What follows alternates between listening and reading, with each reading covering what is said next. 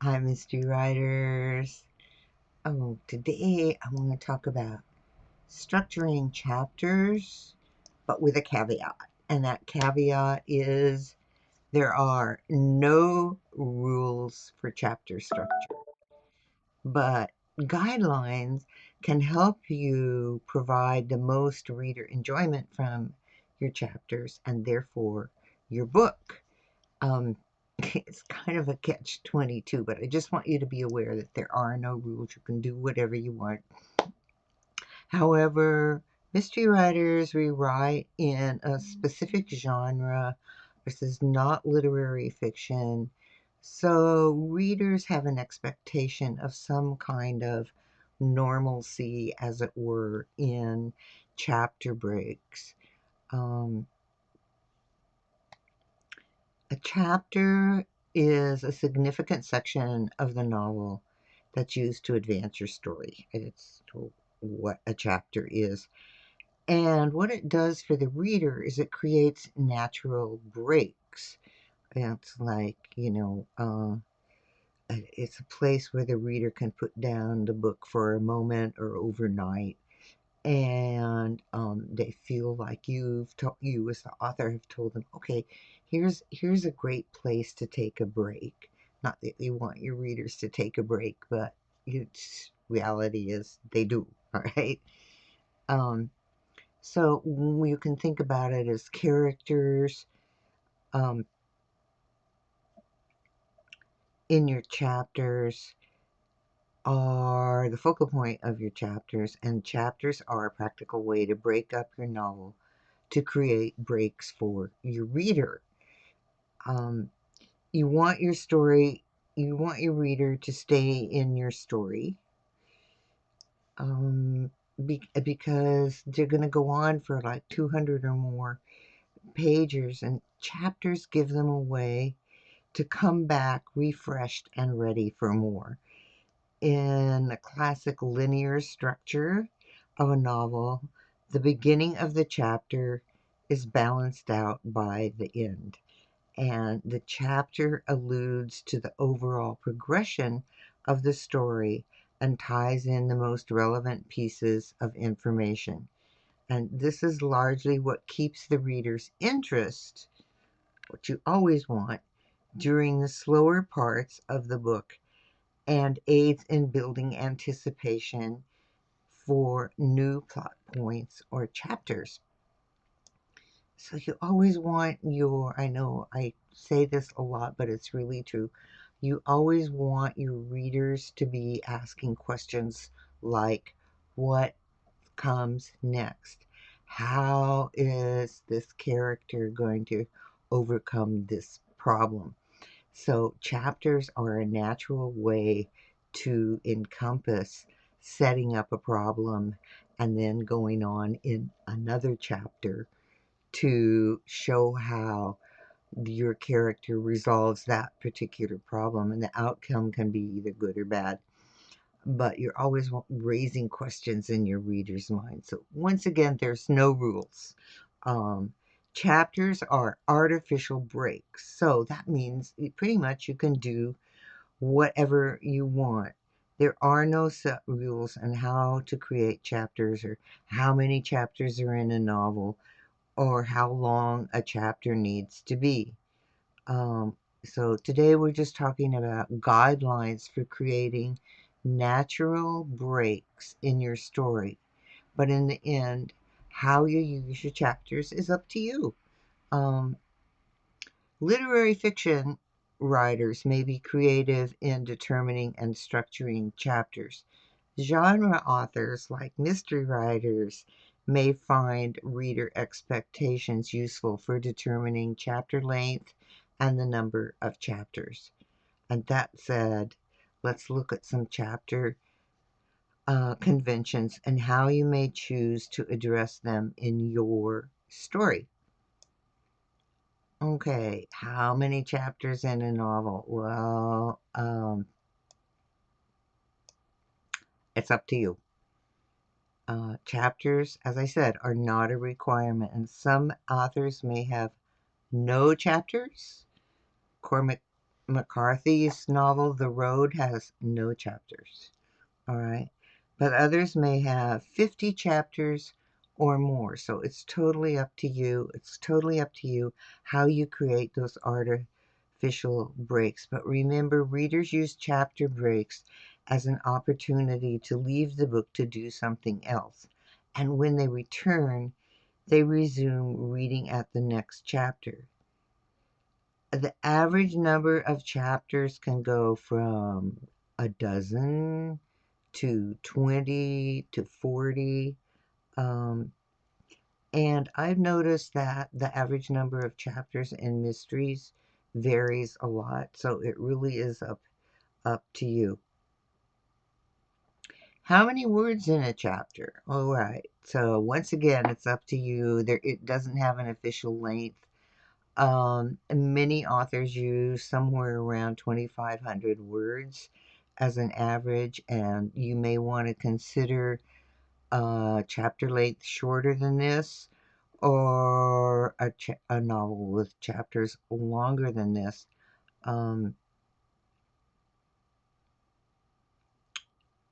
I'm trying to think how I can say this.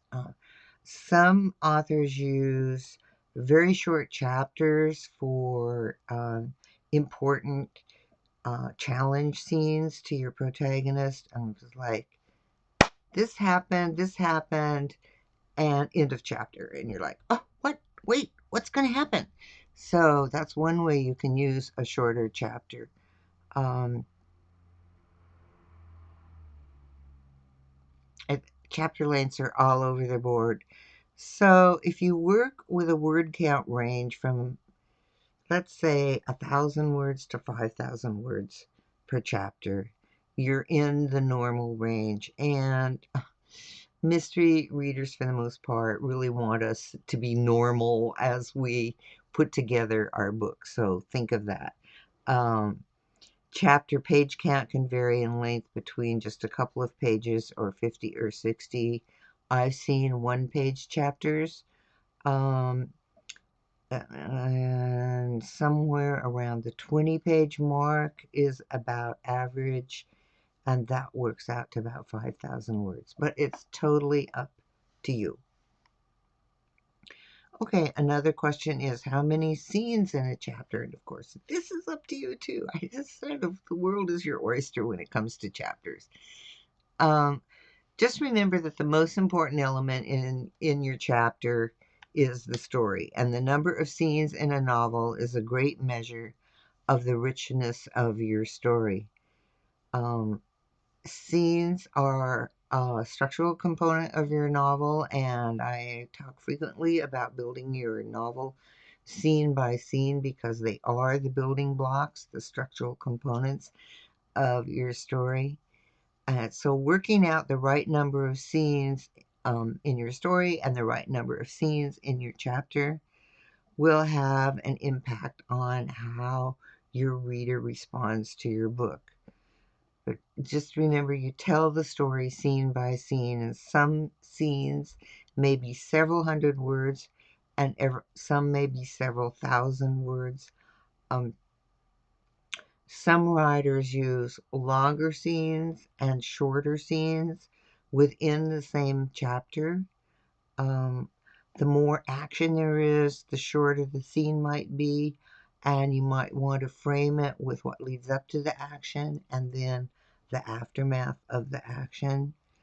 Um, on the other hand, readers lose interest if your narrative scene runs long without action or dialogue. So, one of the other things I say is dialogue is action. So, keep that in mind. The chapter's big job in your story is pacing, right? And pacing is how the reader feels as they're going along in your story. And as your novel progresses, your storyline will take those twists and turns, and the job of the chapter is to take a pause and allow the reader to catch their breath. I think the master at chapter ending cliffhangers was James Clavell. Every chapter in his stories ended with a cliffhanger. And yes, it was a natural break because he would go on to different characters, different actions, and meanwhile, the reader's waiting to find out what happened after that cliffhanger. So, your goal for a chapter is to provide a brief pause in the action and refresh the reader's memory about what has happened again, and then return to the main storyline. And pacing refers to how fast or story, how fast or slow the story feels to the reader. And you're in control of that feeling. We've talked about that before. You determine the length and how much information to include and how many questions you raise for your reader. More information slows down the pace because the reader mentally slows down to absorb all that information. And dialogue and action speed the pace as your reader rushes through the interchange between those characters. And when you vary the depth of emotional conflict in each scene, you control the pacing of the story. And I'll just go back to James Clavell as a perfect example of that, how he alternated chapters and made readers wait to find out what would happen after the end of a chapter by going somewhere else in the next chapter. So every scene contains high emotional uh,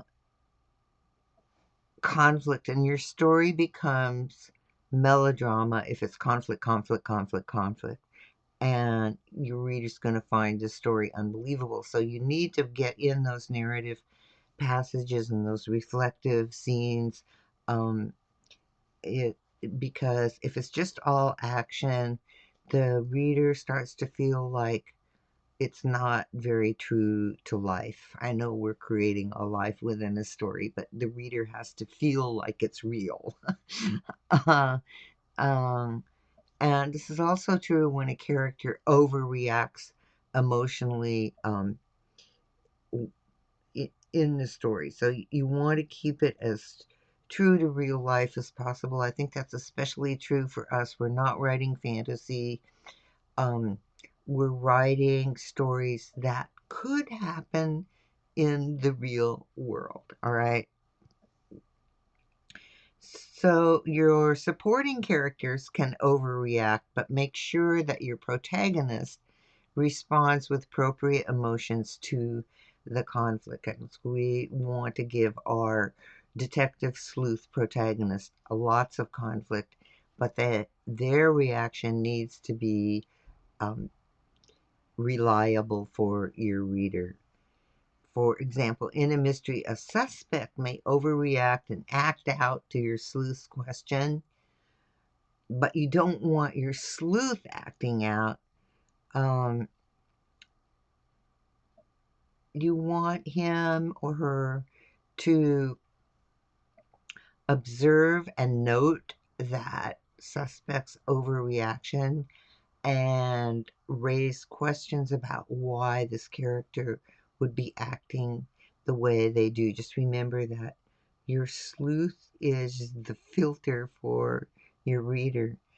That's why you want to build stakes, both physical and emotional, as the story progresses, and you can do it chapter by chapter. So, basically, you want to balance the narrative, dramatic conflict, and tension. Okay, let's talk a little bit about the actual physical structure of the chapter.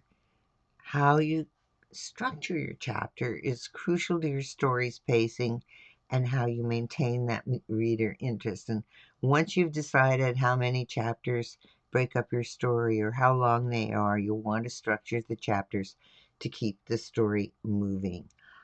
And before we get into that, I just want to add a little note. Some authors don't break up their story into chapters until they've written the whole story. And then they go back and look for those places where there's a natural break for the reader. So you don't have to start with chapters. I just want to let you know. Um, when you think of a chapter, you can think of it as a mini story within the larger scope of the whole novel. And there's no rule for chapters. I'll say it again, but thinking about structure will help you navigate your chapter's construction and the breaks within your story. So let's take a look at chapter components of what happens in a chapter and how you narrate the story. Um, there may be a theme for each chapter or the big idea of that particular chapter. You want to know the characters involved in that chapter. You want to know the settings of the chapter. You want to know what happens at the beginning of the chapter. What is the chapter setup? Um, what happens in the middle? What is the major conflict of that chapter?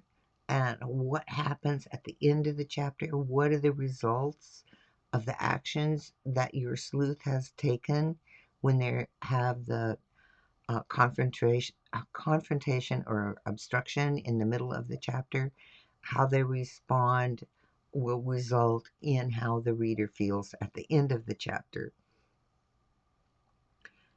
And you do need to identify the most important moment in the chapter, and that is the conflict. Where is the conflict in your chapter? And then you want to make sure that your chapter ties into the overall story. This is a good check to make sure that you haven't written an extraneous chapter that you would just edit out when you go back.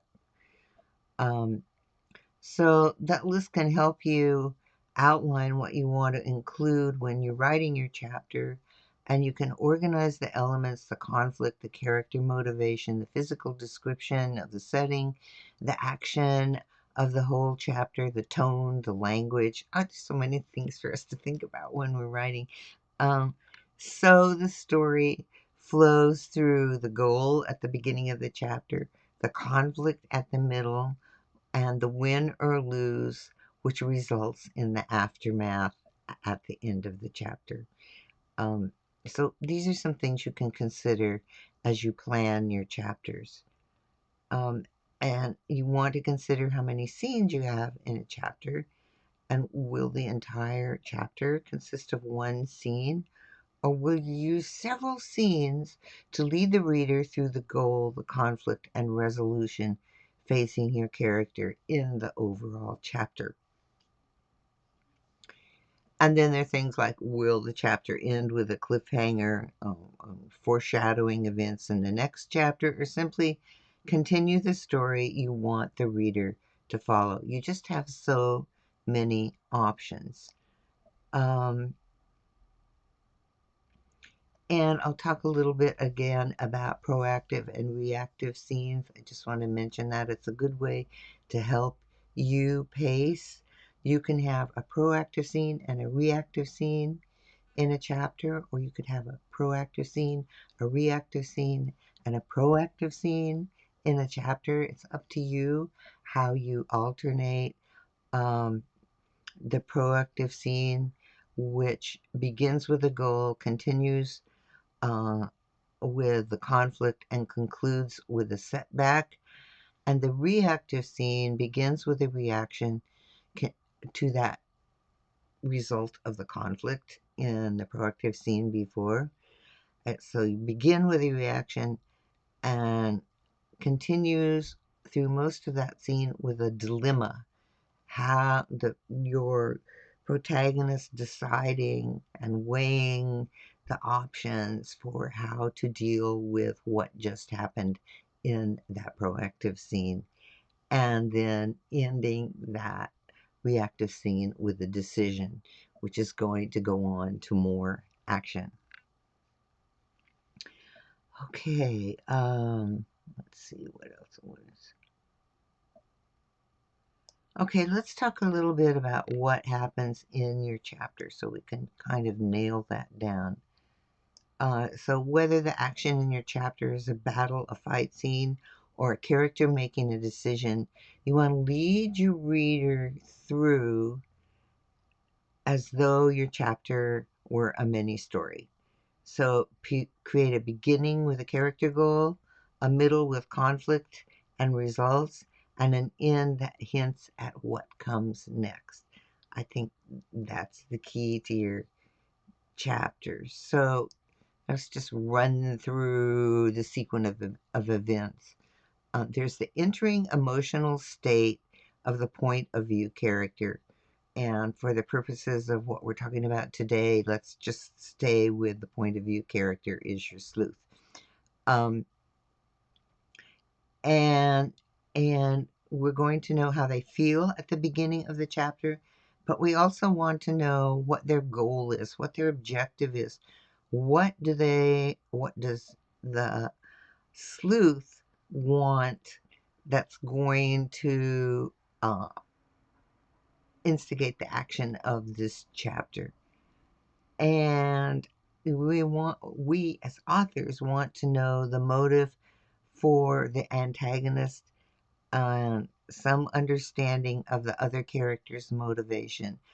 And so if for us as mystery writers, the major antagonist, the villain, is often hidden from the reader, but every suspect that your sleuth encounters, every opposition, that person who wants their job or their person who just wishes they would leave the neighborhood or whatever the opposition is, each one of those characters, we need to know enough about their motivation to understand why they're behaving the way they do in this particular chapter. And of course, way in the background of our head as we're writing, we want to know our sleuth's worldview and what their belief system is and how they operate as they interact with the other characters in this story. Then we want to know what actions the character takes in the chapter to achieve their objective. So they're starting out in an emotional state, they have a goal, and now we want to know what action they're going to take to attempt to get to their goal. And remember, dialogue is action, all right?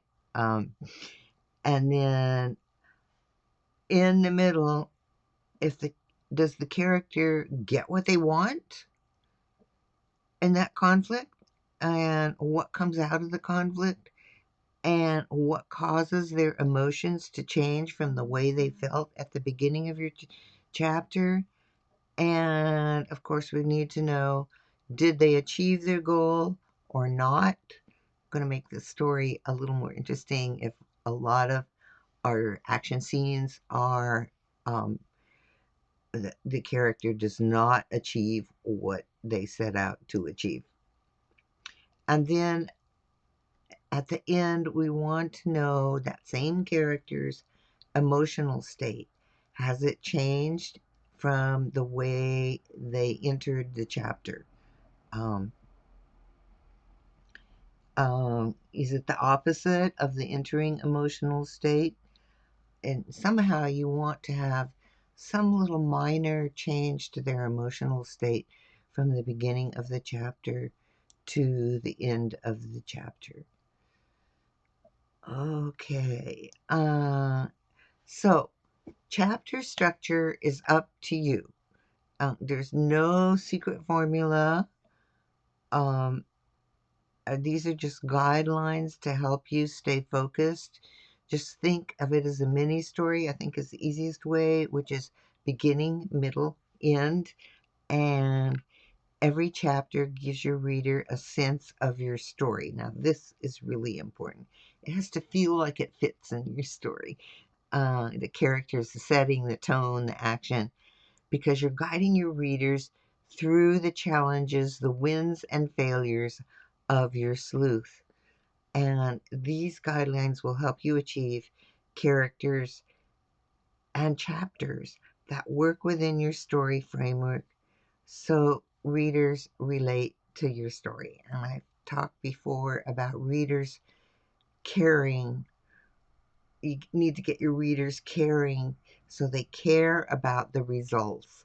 If there's a conflict and your protagonist doesn't get what they want, the reader cares that they didn't get what they want because they're really relating emotionally to your character. Okay, whoo, that was a lot. And anyway, I hope those guidelines help, because it can feel pretty overwhelming when you're first starting to work with chapters. And even if you've been writing for a while and you want to rethink how you work with chapters, these guidelines, these guidelines can help. So thank you very much, and I will see you next week, and keep writing.